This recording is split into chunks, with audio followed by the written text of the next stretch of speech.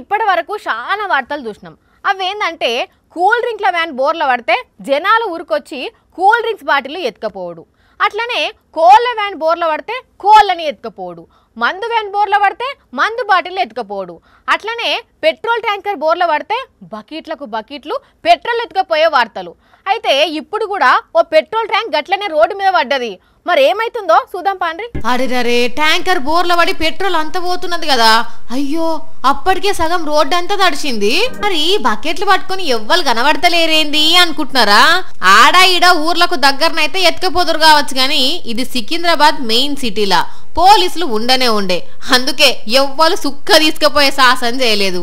మరి ఎట్లా బోర్ల పడ్డదో ఏమో గాని ఇట్లా రోడ్డు అంతా పెట్రోల్ వారుతుండేసరికి దగ్గర పట్ల ఉండేటోళ్ళు మస్తు భయపడ్డారు. మళ్ళా మంటలు లేస్తే పరిస్థితి ఏందని అప్పటికే ఫైర్ ఆఫీసర్లు వచ్చి మంటలు రాకుండా చేసిర్రట.